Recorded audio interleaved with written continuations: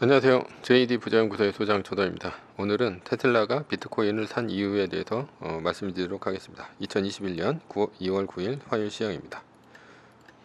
시작하기 전에 먼저 자발적 구독료 부탁드립니다. 후원해 주시는 여러분 덕분에 좋은 컨텐츠가 제작될 수 있습니다. 하나은행 447-910064-61005 주식회사 JD 부자연구소. 어려운 와중에도 여러분 자율 구독료 덕분에 잘 꾸려가고 있습니다. 어려운 와중이라는 얘기는 구독이 별로 늘지 않고 있어요. 84,000에서. 그래서 거의 정체 상태에 있는데 들으시는 분들은 구독 좀 해주시고 들어주셨으면 합니다. 2021년 2월 JD 부자연구소 6기 모집을 합니다. 지금 부동산 강의하고 주식 강의 모집을 하고 있는데요. 2월 8일서부터 월요일서부터 이번 주 금요일 일요일까지 모집을 하니까 관심 있으신 분들은 JD 부자연구소 인강 사이트를 이제 참조해 주시면 됩니다. 구글에서 JD 부자연구소 검색하면 나오고요. 여기 URL이 있고, 그리고 제가 이제 링크에 URL을 이제 해놨으니까 링크 동영상 밑에 링크를 눌러서 들어오셔도 됩니다. 테슬라가 비트코인을 산 이유, 마켓워치 코로나19 부양책 기대, 주가 올랐고 국채 올랐고 달러 떨어졌다.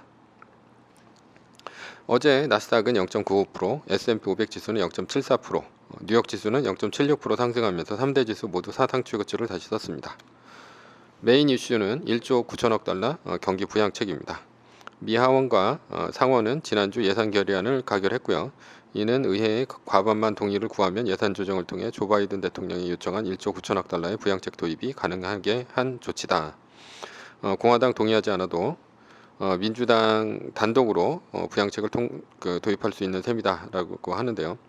부양책 이슈가 부각이 되면서 미국 증시는 모두 올랐습니다. 부양책이 통과되면 달러가 많이 풀리게 됩니다. 일반적이라면 달러가 많이 풀리는 만큼 달러 인덱스는 떨어지면서 달러 가치가 떨어져야 정상입니다. 그러나 달러 인덱스는 생각하는 것만큼 많이 안 떨어졌습니다. 오히려 오르고 있죠.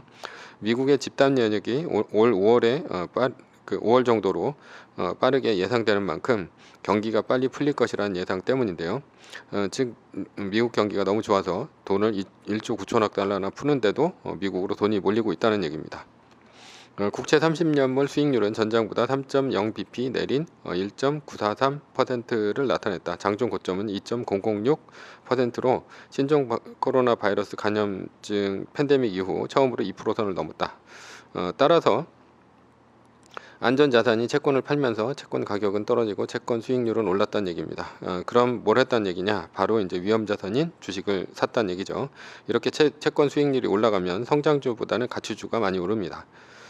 금리가 올라가면 성장주의 약점인 밸류에이션, 그러니까 밸류에이션은 시장의 내재 가치죠. 높은 것이 약점입니다. 퍼라든가 이런 것들이 엄청 높죠. 테슬라 같은 경우는 1,000이 넘는 경우도 있는데, 금리가 낮을 때는 성장주가 매력이 있습니다. 근데 금리가 높아지면 성장주가 너무 높은 밸류에이션 때문에 문제가 좀 됩니다. 성장주는 미래의 주식 성장의 가치를 미리 땡겨와서 주가가 상승하는 것인데 이런 것들이 좀 부담이 된다라는 거죠. 그런데 지금 당장 금리가 올라가면 이거 금리 부담 때문에 너무 높아서 위험한 거 아닌가 이런 생각이 시장에 팽배해집니다. 따라서 어제는 여행, 금융 등 가치주가 올라가고요.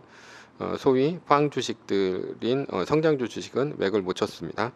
앞으로 3월에 최종 통과 예정이니까 경기 부양 이슈가 뜨면 가치주가 올라가고 이슈가 뜸하면 성장주가 올라가면서 쌍끌이로 올라갈 것으로 보입니다. 계속 경기 부양 이슈가 있는 게 아니니까요. 실적이라든가 이런 것들이 좋은 성장주도 올라가고, 그리고 또 이제 발표가 된다.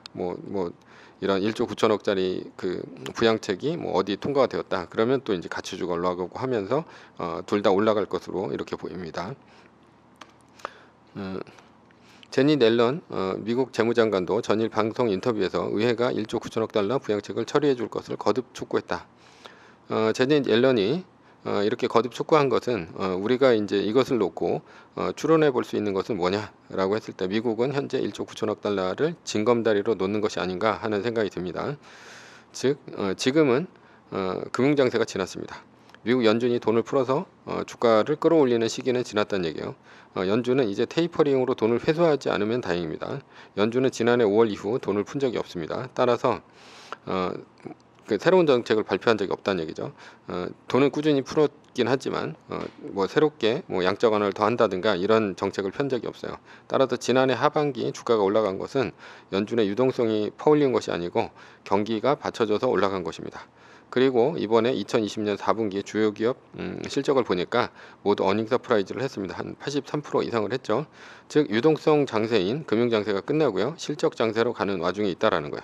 그런데 생각해 보니까 아직 코로나 집단 면역이 시작이 안 됐습니다. 미국은 빨라야 올해 5월이죠. 그러니까 지금 2월이니까 5월까지 아니면 늦어도 7월까지는 미국은 돈을 무지막지하게 풀어서 경기 부양을 시켜서 집단 면역까지 시간을 벌어보겠다는 얘기입니다. 그래서 제니 옐런 장관이 빨리 경기 부양책을 통과시키라고 재촉하는 것입니다. 그리고 혹시나 집단 면역이 늦어지면 또다시 미국 정부는 경기 부양책을 또 내놓을 것입니다. 그러나 미국이 집단 면역에 들어가면 과도한 경기 부양에 의한 인플레이션 때문에 미국 연준이 테이퍼링을 할 수도 있습니다. 이렇게 되면 주가는 떨어지고 달러 가격은 올라가고 채권 가격도 올라가게 됩니다. 그러니까 안전자산으로 가게 된다는 얘기죠. 이렇게 미국의 주가가 급하게 떨어지면 마이너스 3%대 팔고요. 미국의 달러 가격이 1200원을 넘어갈 수도 있으니 달러 자산은 상대적으로 올라갑니다. 그러나 신흥국에 투자한 사람들은 외국인의 이탈로 주가가 떨어지고 달러 가치 대비 신흥국의 돈 가치가 떨어질 수 있습니다. 이중고를 겪을 수 있다는 얘기죠. 결국은 결론은 미국에 투자한 사람은 걱정할 필요가 없고요. 주가가 올라가거나 달러 가치가 올라가거나 이 둘이 진행이 된다라는 얘기입니다. 서브 이슈입니다. 테슬라가 비트코인을 산 이유. 한편 이날 테슬라 주가가 1.3%가량 올랐다. 테슬라는 비트코인을 15억 달러어치나 사들였다면서 자사 제품의 판매금도 비트코인으로 결제할 수 있도록 할 예정이다 라고 발표를 했습니다. 그래서 비트코인 가격은 이제 폭발을 했고요. 테슬라는 약간 올랐습니다. 테슬라가 비트코인을 15억 달러나 샀습니다. 15억 달러나 1.5억 달러가 아니죠. 15억 달러나 샀는데 이유가 뭐냐? 결론부터 얘기하면 중국 때문입니다. 테슬라의 성장은 중국에서 거의 일어납니다. 앞으로 바이든 정부가 친환경 정책을 하면서 정부 차량을 친환경 차로 바꾼다고 하니까 미국에서도 많이 팔리겠지만 테슬라의 대부분 성장은 중국에서 일어납니다. 바이든 시진핑 민주적 면모 하나도 없다 라는 기사가 있는데요.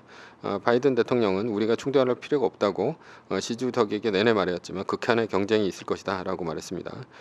바이든이 대통령이 되면서 중국과 친하게 지낼 것이라고 했지만 그렇지 않은 것 같습니다. 왜냐하면 그들의 이해가 다르기 때문이죠. 충돌할 필요가 없는데 극한의 경쟁이 있다는 얘기는 앞으로 신냉전으로 간다는 얘기입니다.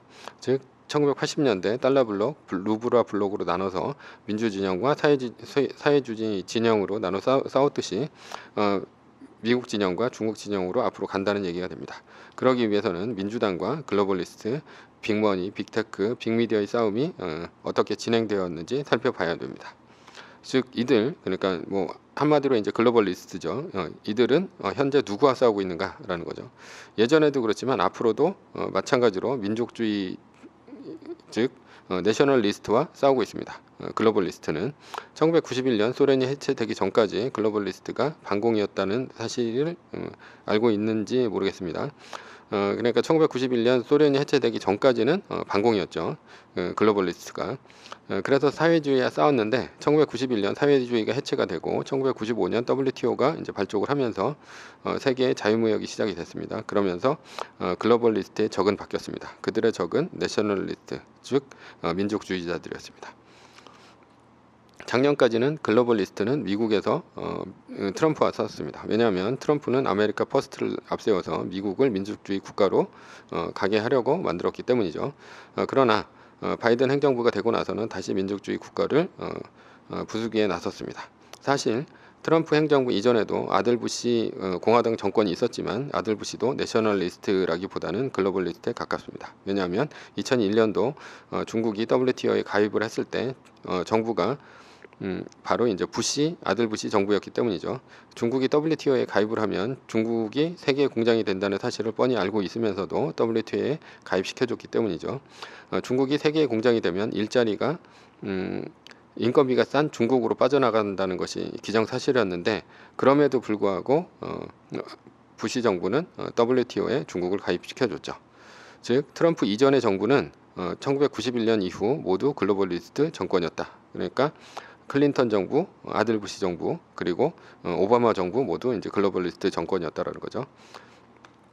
2021년 바이든 행정부가 들어서면서 이제 세계로 눈을 돌리게 되었습니다. 글로벌리스트의 목표는 국가를 무력화시키고 과도 엘리트가 패권을 좌지우지하는 게 목표입니다. 그런데 이미 미국 GDP의 70%까지 따라온 중국이 눈에 가시죠. 게다가 이들은 인권을 무시하고 노예노동을 앞세운 반인륜적인 정권인데다가 중화민족주의 정권이기도 합니다. 따라서 민족주의 정권, 그러니까 내셔널리스트 정권이라는 얘기입니다. 대중 압박 방식에 대해선 도널드 트럼프 전 대통령이 한 방식으로는 하지 않을 것이라며 우리는 국제적 규칙에 초점을 맞출 것이다, 이렇게 얘기를 했습니다. 바이든 정부의 중국 압박은 트럼프 행정부와는 다른 길을 갈 것이다, 이렇게 얘기를 했어요. 그것은 주변 나라들을 연합해서 중국을 압박하는 방식이 될 것이고요. 그리고 국제적 규칙에 초점을 맞춘다고 했습니다. 국제적 규칙은 아마도 중국이 약한 지식재산권과 금융전쟁을 동시에 하지 않을까, 이렇게 생각을 합니다. 그 중에서도 트럼프 행정부가 쓰지 않았던 금융전쟁을 할 것으로 보입니다. 왜냐하면 미국은 금융이 가장 강하기 때문이죠. 트럼프 행정부가 금융전쟁을 하지 않았던 이유는 금융은 월가가 움직여야 되는데 월가는 기본적으로 글로벌리스트와 합이 맞는다는 얘기죠. 그러니까 바젤 3 등을 통한 금융 압박이 가해질 것입니다. 자, 바젤 3의 핵심 내용은 뭐냐? 이게 이제 미래 부채를 모두 장부에 부실로 기록하라는 얘기입니다. 그러니까 누가 불리해요? 빚이 많은 나라가 불리합니다. 그래서 이러면 불리한 나라가 바로 이제 중국이 되죠. 기업의 부채가 중국은 300%가 넘습니다. 중국은 2008년도에도 8년도 금융위기에 대처하면서 내수 부양에 적극적으로 했고요. 기업의 부채를 늘려서 부동산 개발, 원자재 개발 등으로 금융위기를 극복을 했습니다. 그러나 이때 부채가 엄청나게 올라갑니다. 현재 중국의 부채는 IMF 때 한국의 부채와 거의 비슷한 수준입니다. 만약 바젤3로 중국을 압박을 한다면 중국은 1990년대 일본의 버블이 깨질 때처럼 당할 수가 있다, 이 얘기입니다. 예를 들어서 중국은행을 부실 채권을 이유로 해서 국제결제은행에서 빼버린다, 이렇게 이제 경고를 한다면 그러면 중국은행은 재무제표 건전화를 위해서 자금 회수에 나서고요. 은행의 자금 회수는 부동산을 많이 들고 있는 기업이 부동산을 팔게 만들게 되고 기업이 부동산을 파니까 부동산 가격은 하락을 하면서 중국 자산 전체가 부실화되는 그런 폭락이 올 수도 있습니다. 중국 춘제 앞두고 2주간 55조 원 유동성 흡수를 했다라는 기사가 있는데요. 중국이 중국의 설입니다. 연휴를 앞두고 약 2주 동안 3,200억 위안, 약 55조 원의 유동성을 흡수했다고 니케이 아시아가 8일 보도했다. 부동산과 자산 가격을 막고자 과도한 유동성 제거에 나선 것이다. 그러나 춘제 연휴를 앞두고 중국이 유동성을 억제하는 것은 다소 이례적이다. 중국이 춘제를 앞두고 유동성을 억제하는 정책에 나섰습니다. 왜 그랬을까? 원래는 이제 유동성을 더 풀어야 되죠. 우리나라 설 같은 경우도 이제 돈을 더 많이 풀죠. 근데 이때 유동성을 억제했다는 얘기예요. 그러나 인민은행이 유동성을 줄이는 진짜 이유는 부동산과 주가의 과도한 상승을 막아 향후 신용 위험을 낮추려는 것이다라고 이제 얘기를 했어요. 은행의 건전성을 잡기 위해서다라는 얘기가 이제 말입니다. 그래서 바이든 정부가 들어서면서 중국은 긴장하고 있습니다. 자, 그렇다면 앞으로 중국 정부는 유동성을 막을 가능성이 크죠. 그래서 부동산과 주식이 과도하게 오르는 것을 막을 것입니다. 그러니까 중국에 투자하는 것은 좀 위험합니다. 왜냐하면 유동성이 풀려야 주식도 오르고 부동산도 오르는데 중국 정부가 미국과의 미중 전쟁을 앞두고 저렇게 잔뜩 웅크리고 있으니까 부동산하고 주식이 올라갈 리가 없습니다. 아마도 미국은 이번 코로나 위기가 지나가면 본격적으로 미중 전쟁이 시작될 것입니다. 따라서 미국의 집단 면역 이후 빠르게 유동성을 회수를 하면서 미국 쪽으로 돈을 끌어모을 수도 있다는 얘기입니다. 자, 그러면 중국의 부유층 입장에서 한번 생각을 해봅시다. 중국의 부유층이란 공산당이나 권력층이나 아니면 기업가 등등을 말하죠. 아마도 굉장한 압박을 느낄 것입니다. 평소에 많은 돈을 해외로 빼돌려서 여차하면 해외로 도망갈 생각을 하고 있어요. 최근에 말 한마디 잘못했다가 팽당한 알리바바의 마윈이나 부도 처리된 안방보험, 하이난항공 사태를 보더라도 중국에서 어떤 권력층이나 어떤 기업가도 안전한 것은 없습니다. 그러니까 이들은 해외로 자금을 빼돌려야 되는데 그것에 쓰이는 것이 바로 비트코인입니다. 왜냐하면 중국 당국에서는 엄격하게 달러의 해외 반출을 막고 있기 때문이죠. 그래서 1인당 뭐 몇만 달러 수준 이상을 빼돌리지 못하게 그렇게 엄격하게 막고 있습니다. 일론 머스크는 테슬라가 15억 달러의 비트코인을 샀다고 이제 발표를 했습니다. 이것이 의미하는 바가 뭐냐? 중국의 부유층 돈을 노리는 것이죠. 테슬라 정도의 차를 중국에서 사려면 중국의 부유층이어야 가능합니다. 테슬라는 비트코인에 15억 달러를 투자를 함으로써 비트코인으로 테슬라 자동차를 살 수 있게 만들었습니다. 만약 비트코인에 투자도 안 하고 비트코인으로 테슬라 자동차를 살 수 있다고 말을 한다면 미국 연준의 의심을 살 수도 있습니다. 아니면 미국 정부의 의심을 살 수도 있죠. 테슬라의 비트코인 투자는 테슬라 자동차의 결제를 자연스럽게 만들었습니다. 결국 중국 부유층이 많이 갖고 있는 비트코인으로 테슬라 자동차를 사게 함으로써 중국 부유층이 손쉽게 테슬라 자동차를 살 수 있도록 만든 것이죠. 자, 이런 식이면 스페이스 X의 화성으로 가는 탑승권도 비트코인으로 결제가 가능하게 함으로써 중국인 부자들을 끌어들일 수 있겠다 싶고요. 비트코인의 결제 선점은 비주류권인 마약 조직, 범죄 조직까지도 끌어들이는 효과가 있을 수 있습니다. 결론입니다. 일론 머스크는 비트코인에 투자함으로써 중국의 테슬라 자동차 점유율의 성장성을 높였다, 이렇게 얘기를 할 수 있습니다. 매뉴얼입니다. 나스닥 마이너스 3% 뜨기 전까지 세계 1등 주식은 떨어져도 팔지 않고 무한홀딩이다. 두 번째, 나스닥 마이너스 3%가 뜨면 세계 1등 주식은 떨어진 비율을 감안해서 남겨두거나 전량 매도 후 비율대로 말뚝을 받고 한 달 플러스 1회를 기다립니다. 자세한 내용은 카페에 있으니까 카페를 참고하시고요. 그 다음에 세 번째 전제는 세계 1등 주식은 우상해야 한다 라는 내용이고, 그리고 위의 상황은 매뉴얼일 뿐입니다. 따를 사람은 따르시고 참고할 사람은 참고하시면 됩니다. 주식을 사고 파는 것에 대한 책임과 이득은 모두 자신에게 있습니다. 매뉴얼을 지키다가 포모가 두렵다면 매뉴얼을 지키지 말고 마이너스 3%대 판 가격보다 단 1불이라도 떨어졌으면 전량 매수하시면 됩니다. 오늘은 테슬라가 비트코인을 산 이유에 대해서 말씀드렸고요. 지금까지 JD 부자연구소의 소장 조던이었습니다. 콘텐츠가 좋았다면 구독, 좋아요, 알람 설정 부탁드립니다. 감사합니다.